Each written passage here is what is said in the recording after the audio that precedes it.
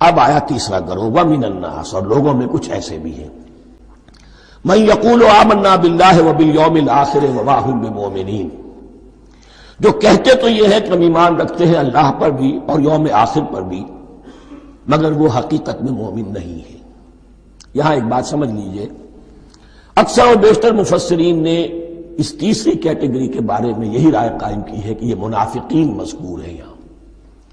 اگرچہ لفظ منافق یا لفظ نفاق نہیں آیا یہاں، لیکن مولانا امیر احسن اصلاحی صاحب نے ایک رائے ظاہر کی ہے جو بڑی قیمتی ہے، وہ یہ کہ یہاں ایک کردار کا نقشہ کھینچ دیا گیا ہے۔ غور کرنے والے غور کر لیں، دیکھ لیں، جس پر بھی وہ چسپاں ہو جائے۔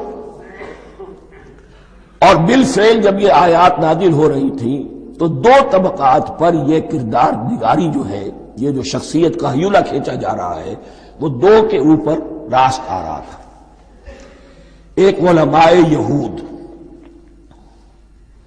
وہ بھی کہتے تھے کہ ٹھیک ہے محمد جو کہہ رہے ہیں، ہم بھی اللہ کو مانتے ہیں، آخرت کو بھی مانتے ہیں، اسی لیے یہاں رسالت کا ذکر نہیں ہے۔ بھئی ہم محمد ہی کو نہیں مانتے نا صلی اللہ علیہ وسلم،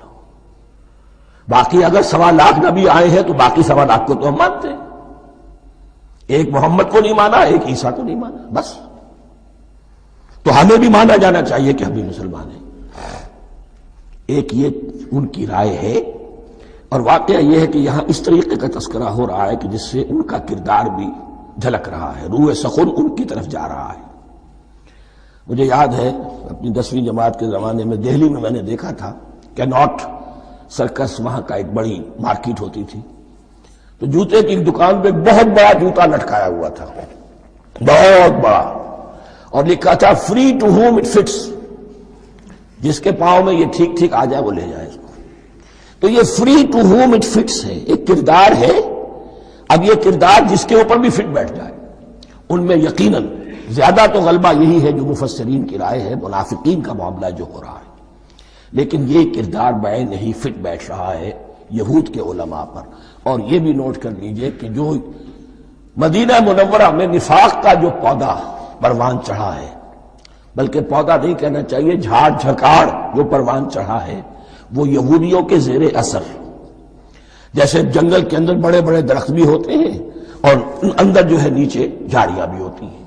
تو یہ نفاق کا جھاڑ جھکاڑ جو ہے وہ یہودی علماء کا جو پودا تھا اور بہت بڑا تھا، اس میں کوئی شک نہیں، اس کے سائے میں پروان چڑھا ہے۔ ان دونوں میں معنوی ربط بھی ہے۔